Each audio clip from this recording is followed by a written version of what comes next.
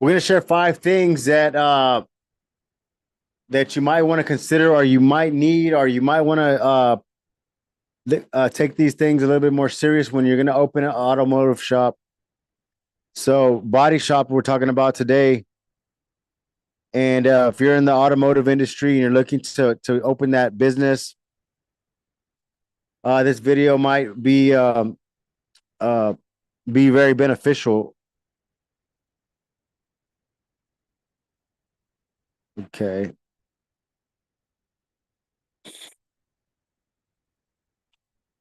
Okay, number one, we're gonna talk about location, right? And so most of the time when someone is gonna about to open a new shop, they're trying to find the cheapest place to get that thing started, right? And so a lot of times they might find something in a not so good area. And what tends to happen is they might not get certain clientele, they might not get certain customers because of that area. Or they're not taking into consideration, like, okay, is there a lot of break-ins in that area? What kind of is what's the crime rate? And they don't take these things in consideration whenever they're going to open a shop. And what happens is they'll commit to a lease, or they'll commit to something, and then they find out, hey man, this is actually a bad area, or no one wants to come to this side of town, or a bunch of different things, right? So location is going to be the number one thing. And you also want to pick location that's kind of compatible to like what your target customer is going to be, right? For example, if you're going to want to do more insurance claims and kind of fast repairs, you're not going to want to get something that's kind of hard to find, or that's kind of sketchy, you know what I mean, that doesn't look secure. You don't want to also get a building that, maybe it might have a lot of water leaks on it. Uh, like I said, the break-ins are a big deal. You don't want vandalism. You want to make sure there's not a lot of vandalism in that area. And so there's a lot of things you want to look at before you just commit to getting into a building. Okay. The other one's gonna be space, right? Is it big enough? Is it big enough for you to have what you're trying to do? And so whenever you're gonna open a shop, you don't necessarily need to get like the biggest place. What you got to do is you got to find a location.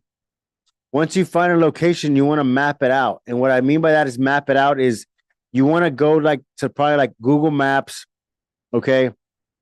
And you want to look at the building from like the top down, and you want to see like, okay, what is the flow going to be? How are vehicles going to be parked? Are they going to go in through this way? Are they going to come out through this way? Where am I going to put the booth at? What kind of booth am I going to get? Do I need a frame machine? Where's my office going to be? Does it all make sense? Where's my mixing room going to be? And that way you kind of have an idea, almost like a layout. You want to do a layout of how you can design that flow, right? Because you don't want to be painting if they're going to be doing body work, um, vice versa, right? You want to make sure that you have certain areas designated for what they're trying to do. You want to have one area for body work, you want to have one area for painting, and then also one area for detailing, right? The detailing is also going to be a big deal because look, if the space that you're looking at doesn't have a place for you to do detailing, is that going to be an issue, right? Also, does it have parking for like vehicles to get towed in? How's the parking space for that? Is there enough parking? And you don't necessarily have to get like the biggest place. You just got to find a place and try to map it out. Figure out, okay, well, this place, this is how it's going to flow. This is where the car's going to come in.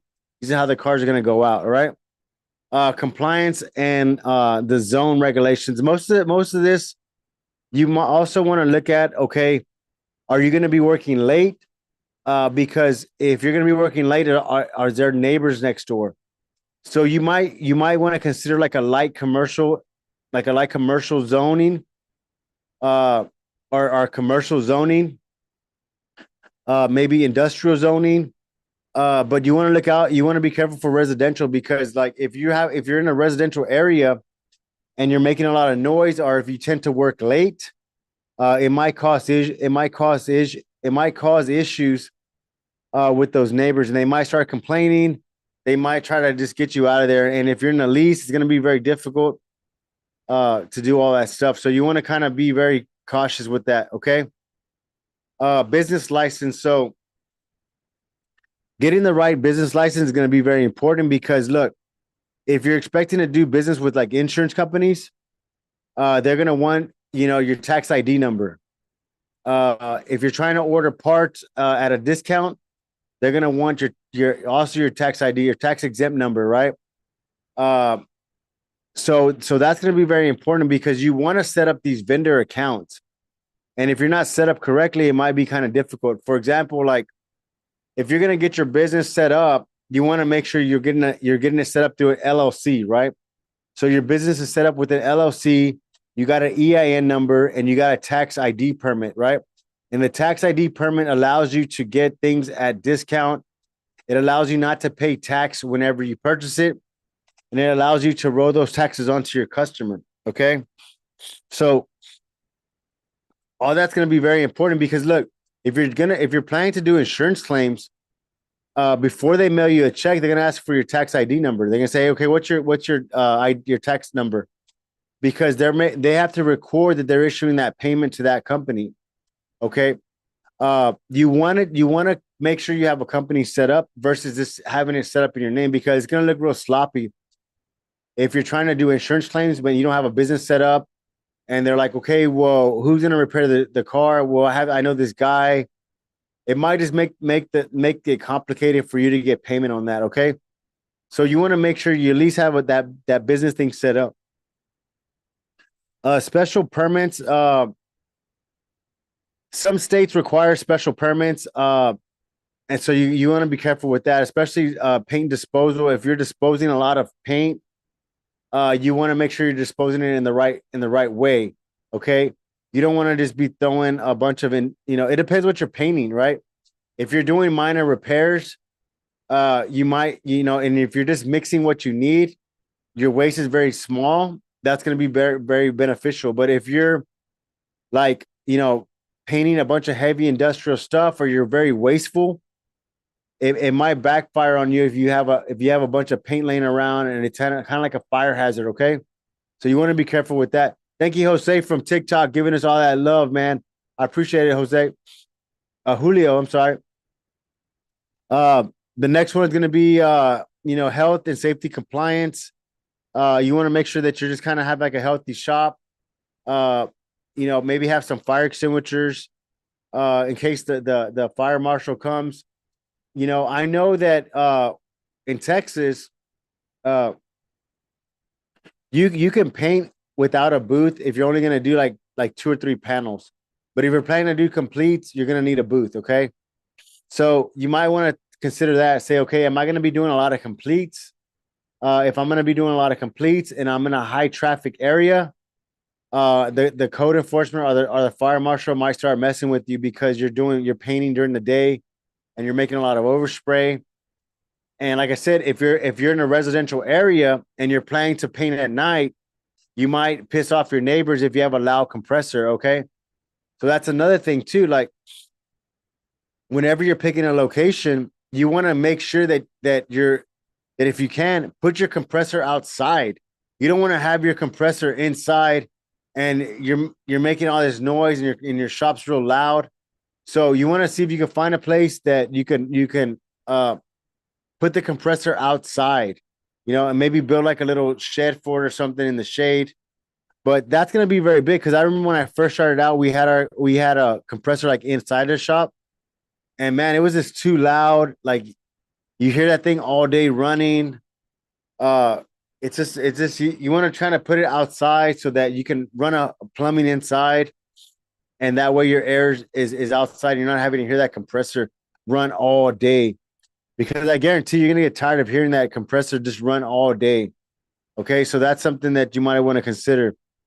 Essential tools. Depending on the type of work that you're gonna do, you can start off with some basic tools, man. You can get the majority of tools from Harbor Freight to get started, right? You don't have to go out and buy these expensive Snap-on tools, Macon tools just to get started. You can get something from Harbor Freight and just get things started. Okay. When you start to move into like specialty equipment, like the MIG welders, the paint booth, the frame straighteners, uh, those two things are very simple to get. For example, we bought a while back. We bought a just a I think we bought a MIG welder from Harbor Freight. It was like $300, and it was very inexpensive, and we use it for small tack welds. It's nothing crazy, you know. So you don't need nothing very expensive just to get started. With the paint booth, there's a couple of things you can do with the paint booth, right? Uh, you can start off, you could start off with maybe like an inflatable paint booth if that one fits inside your building. But man, you can buy it. Like paint booths are like 5 grand. Like they're not that expensive anymore. And the thing is, like, you got to figure out how to put them up. And our paint booth, one of the things that we did with our paint booth is usually whenever you buy a paint booth, it's gonna come with some blueprints, and it's gonna show you kind of like how everything goes. And it's a layout of the electrical. It's kind of a layout of everything, right? What we did, what we did with ours is we what we did with ours is we did all the framing. We put the doors up. We put everything. We put everything in place. The lights, and then we hired a contractor to come wire everything up. They came and wired everything up, and they ran the ducting for us. And what it did was it saved us a lot of money because we were able to assemble the paint booth ourselves, and then just hire a contractor to kind of tie everything in. They pulled a permit to put a breaker box. They ran the vent through the hood. And so we did most of like the assembly work, and we just had them come in and do like the electrical. They did some plumbing, just kind of the finishing touches on it. But we built out the whole shell. And one of the ways that we did that was we rented a sheetrock. It's a sheetrock lift from Home Depot, and you can rent these lifts, and they allow you to lift panels up for like sheetrock. And that's how we were able to form the roof. And once you start building the thing out, it pretty much starts to come together pretty quick because the instructions are in whenever you buy the paint booth. And a lot of the paint booths, they have they're numbered. So it'll be like 1, 2, 3, 4, and they're like in order. It's like putting together a big puzzle. And they're just nuts and bolts. So if you have a shop already and you have some air equipment or you have power tools, I mean, you can put that thing together pretty quick. You'll be surprised how fast you could put it together. Okay. That's the essential tools, right? Reliable suppliers. Okay. So you're going to want to start to build some accounts with either aftermarket parts vendors, some dealerships, and the paint company, right? With the paint company, what you can do is you can ask them if they'll offer you a discount if you set up an account with them. Okay. You really start to get bigger discounts whenever you get a mixing system in your shop. But if you're just starting off, I really wouldn't recommend a mixing system real quick, because what happens is if you're not tracking everything that you're spending, you'll run through that mixing machine pretty quick. Because what happens is, like a lot of guys, what they'll do is the paint company will say, "Hey, we'll give you a mixing machine, right?" So they're like, "Yeah, come put it in." So the paint company comes and they put all these toners in there. Those toners range from $300 to $500 to even like $900 a toner. Okay. And there's going to be about maybe 10, 20, 30, 40, maybe 40 toners, right? That they're going to supply you with. Okay. But what you don't realize is, like, sometimes those toners, whenever they set up a new mixing system, those toners are not full. They're halfway full. So they're setting you up with halfway toners. And when they run out, you have to buy toners. The thing is, like, you're mixing paints and you're going through the things, and you're you're making money, but if you're not stacking that money that you're making, those toners will creep up on you, and before you know it, you're having to buy $2,000 in toners for a color. And so if you're gonna do a mixing system, make sure that you're recording the mixes on it, and make sure you're not just mixing whatever things is to paint random things. Only mix what you're getting paid for. That way you can make money off it. Because the purpose of the mixing machine is to make money off that mixing machine. Okay, not to not record anything and just you being reckless with it. Okay. The next one is skilled staff, right? So, you know, the one thing that you're gonna have to do is like if you're just starting off and you're still doing a lot of the work, if you're still like the guy that's doing the painting, you're still the guy that's doing the body work, you're still the major guy, right? And you're like, man, I need to hire some help. And so you put an ad in the paper saying, hey, I'm hiring for a body man, must have tools, must have transportation. You're looking for like an A1 body man, right?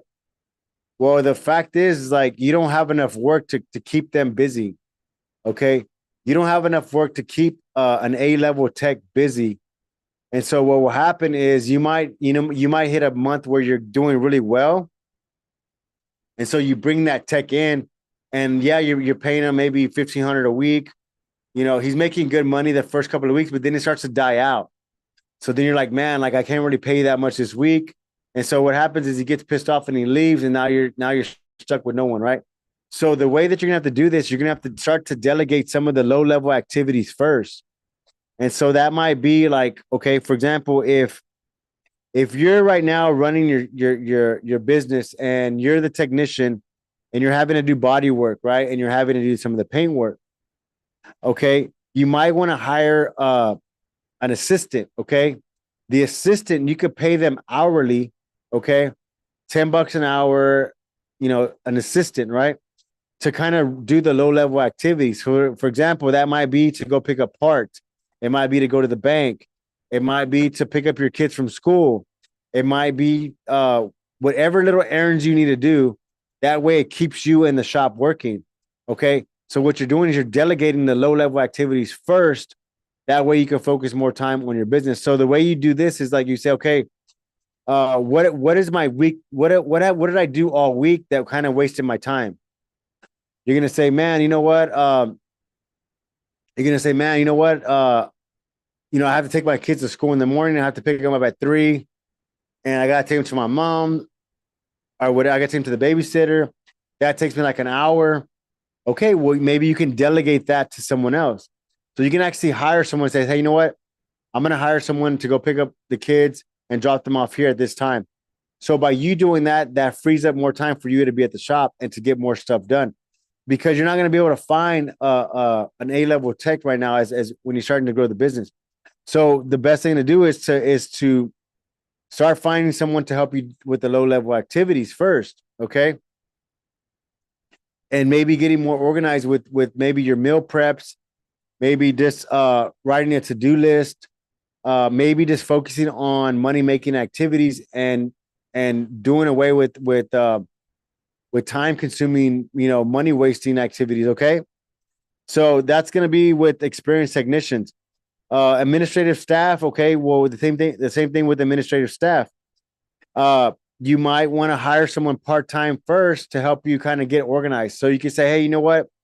I really can't afford to pay you full time right now, but are you able to come in maybe from 3 to 5 to help me kind of organize what I did during the day?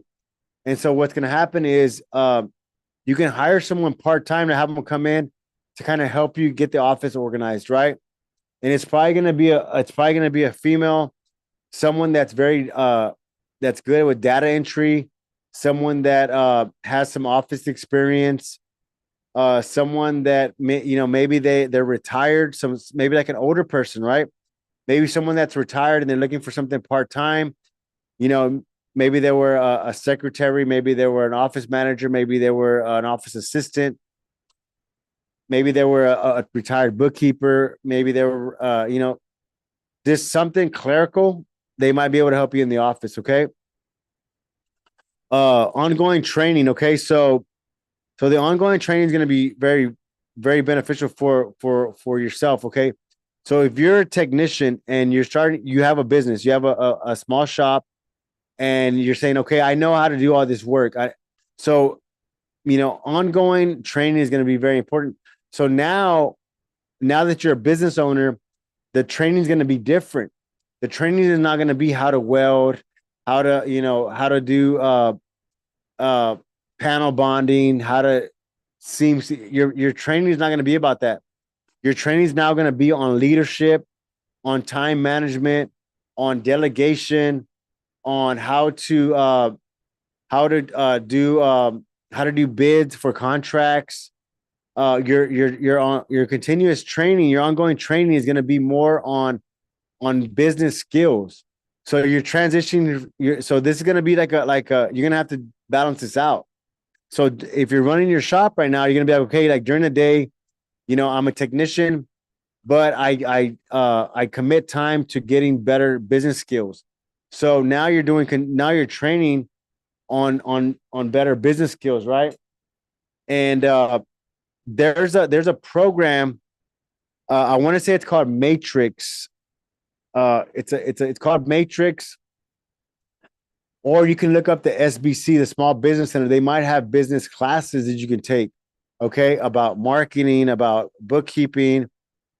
And so these are the skills that you're gonna have to learn. So you're gonna have to invest in yourself and start learning these skills. Okay. So what's gonna happen is as you're doing the work, you're acquiring these new business skills. Okay. And the goal is for you to transition from a technician to like a business owner. Okay. And the way you're going to do this is by slowly educating yourself on business information. How to leadership. What's leadership? Delegation. Like I said, delegation, marketing, sales. Bookkeeping. How to write estimates, supplements.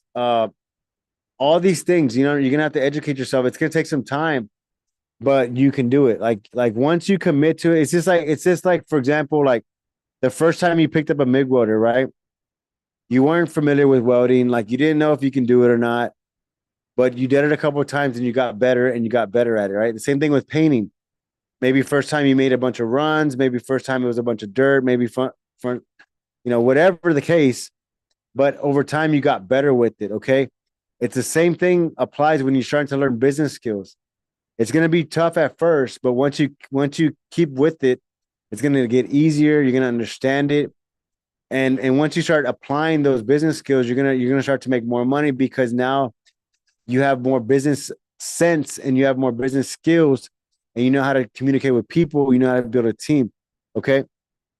Um, Insurance coverage. Okay, depending on your building, you're gonna need some kind of coverage, right? You can get a general uh garage keepers, a general liability, right?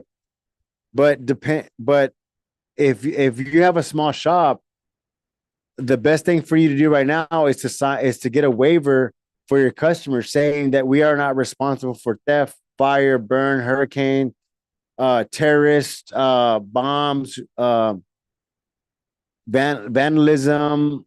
Uh, you're not responsible for anything. Like you want to make sure that you have the waivers for that. That way, you're not liable for anything as you start off. And eventually, you're going to want to get some kind of garage keepers or something for your business because look, if you're planning to do insurance claims, if you're planning to start to do like fleet work and stuff like that, they're going to require you have some kind of insurance, right? But it's going to be another investment because look, if you have garage keepers and you have all these things, now you can start to market to other fleet companies, right?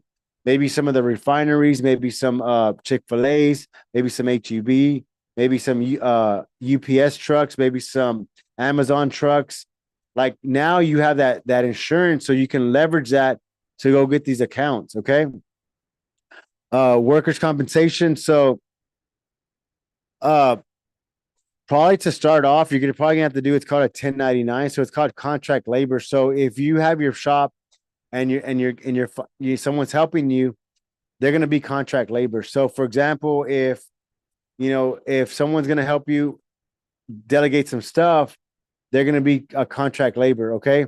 You're not going to put them on a payroll or anything like that. They're going to be contract labor just until you can kind of get the business up and going. You can then convert them into a W-2 employee if you want. But it's really up to you how you want to structure that. Okay. If let's just say, for example, if you're getting a lot of collision jobs in or a lot of body work jobs, and you have a body man that's helping you on the weekend or during the week, he'll be considered a contract labor. So you'll say, hey, I need to know how much you're going to charge me to do this. I need it done in a week. And he's like, okay, I'll come do it. You don't have to babysit me. I'll get it knocked out for you. That's contract labor. So for example, like if you're going to put a driveway at your house, right? And you tell them, hey, this is what I want. And they say, okay, it's going to be this much amount and we'll have it done in this many days. They get it done. You pay them. That's contract labor. Okay. So it's the same thing. So like I said, the number one thing was location. It's not like in certain order. This is number one, what we covered, but number one was location, licenses and permits. Make sure you have your business license and stuff like that set up. That way you're not having to go back forward. Like you're not having to go back. For example, you don't want to open a shop and you're so proprietor. That means that like you don't have really a good business structure. And then when you start getting busy and then they're like, hey, well, you should set up a business. By then you might have your bank account set up already. So you're gonna have to go switch bank accounts. So it starts to become a lot of mess. Okay. So you want to do that on the front end. That way, once you get going, you're not having to stop the momentum. Okay. The equipment, like I said, if you're gonna start off, you can start off with a lot of stuff from Harbor Freight, something very, least expensive. If you're gonna start to do a lot of heavy hits, you might need a lot of specialty tools, depending on the type of jobs you're gonna do. So that's why it's important to decide like what kind of work you're gonna want to do. What kind of repair shop are you gonna open? What kind of service are you gonna offer? Because if you're gonna offer major collision work, you're probably gonna need to have the frame machine. You're probably gonna need to have the scanner. You're probably gonna need to have a good paint booth, an estimating system. You're gonna need to have all these in place. If not, you're gonna lose money. If you're gonna do restoration work, I mean, you might just need a good MIG welder and a good compressor because you're going to have to do a lot of cutting and welding, maybe a plasma cutter, right? Stuff like that. If you're going to do minor repairs, you can say, hey, what are the basic tools I need for that? To just to remove parts, install parts, the basic stuff, right? So you really want to get specific with that. Common mistake that a lot of shops make, a lot of guys make whenever they go into business is they want to have like a one-stop shop and they want to offer everything, right? And the problem with that, the problem with having a one-stop shop is you need to have a bunch of different kind of tools, right? So for example, like let's just say you label yourself as a one-stop shop. It's some guy comes in, he's like, hey, I want to get my car painted, but I want to get the interior done and I want to get a system and I want to get rims. Okay, like you could probably do all that, but like you're gonna have to get that equipment to do all that stuff. And now you're not specializing in one thing. I would say decide what you're gonna specialize in and focus on that one thing. That way you can get a good system going. You know what I mean? For example, like let's just say you're a one-stop shop, right? And you do complete restoration from the ground up. Okay, so for example, let's say you do a restoration job, right? And that means that you're gonna have to strip the body, do the body work, paint the body, take all the trims off, take the interior out, take the motor out, paint the frame, redo the suspension, like so that's months of work, right? Okay.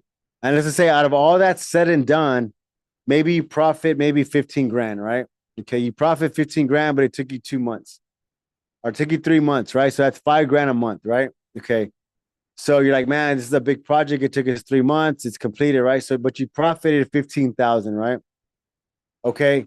What if you specialized in just doing glass finish paint jobs? Like they'll bring you a car, you'll have it painted in a week, and it's a glass finish, show finish, right? You're charging 5 grand for that. but they have to bring you the car stripped down already. Okay.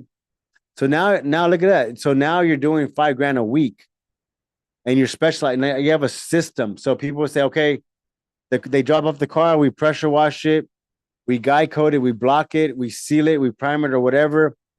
That so you have a system that you're doing it. So now you can teach other guys that system, and now you got a flow going. You got almost like an assembly line going. Versus bringing a car in, you're not sure what to expect. You're not sure what kind of interior they want, the motor, like it's a mess. So for example, let's say you want to just focus on rebuilding motors, right? So how many motors can you rebuild in 1 week? You know what I'm saying? Versus doing this complete restoration job and trying to rebuild the motor, trying to do the paint. You know, it's a mess. And one way I can prove this is a fact is like go to anybody's shop that does restoration work and they have a bunch of junk there. They have a bunch of junk there. And what happens is their shop is a bottleneck. And what I mean by a bottleneck is like they could probably fit 20 cars in their shop, but they're only able to work in the small area because they have a bunch of junk everywhere. Oh, yeah, we started this project ago and the guy got locked up. We started this project and the guy ran out of money, so we're just waiting for him. And so now you have a graveyard of cars, and now you're bottlenecked because you're only able to work in this one area, and so your shop's not functioning correctly, right? So all this stuff, all these little things, they matter. They matter a lot, and so a lot of these things I made these mistakes. That's why I'm speaking with you with so much clarity, is because I made all these mistakes, doing all this different stuff when I said, man, I should have just focused on one thing. And whenever we focused on one thing, business became a lot easier. Our flow became a lot quicker. People knew what we did. They knew what we stand for. And so it was easier all the way around. So that's going to be it, guys. So, hey, guys, if y'all are interested in learning more about, the Body Shop Matrix or the Body Shop 2.0, or anything like that, we have a special thing coming out pretty soon. It's called Certified Elite, where we're only going to be working with 10 guys, whether they're transitioning from technician to shop owner, or they're currently, they opened a shop maybe a year or two ago, and they're faced with all these obstacles about supplements. They're faced with marketing. They're faced with all these obstacles that are there, right? They're like, man, I can't figure out how to get past this, right? I get stuck with this, or I can't find anybody to help me that can stay, or I'm doing everything by myself and I can't really do estimates and I can't really order parts, or I don't know how to get my business license set up. I don't know what LLC like. What is an LLC? How do I get business credit? How do I get fleet accounts? I'm doing car lots. Should I keep doing car lots or should I do rental car companies? You shouldn't do either of those. But we can help you with all that, man. So if you're interested, hit us up on Instagram or just leave a comment, man. Leave a comment, say I'm interested in Certified Elite. And one of our guys will reach out to you and see if you're a fit for that program. It's going to be the Elite 10. And we're going to just focus on working on those 10 guys, getting them to $1 million a year with annual income with their business. And maybe you're like, man, I don't think that's possible. I mean, it is possible. It's very much possible. And once we get on a call with you and we start to bounce ideas back and forth, to tell you, what to implement, what you're doing and how you can improve certain things, you're going to be surprised on how fast you can grow that business. And you're going to be surprised on how easy it is. Like, you're going to be like, man, I thought it was more work than this, but actually I was doing a lot of things wrong. So once again, guys, thanks for watching. If you're watching us on YouTube, please leave a comment.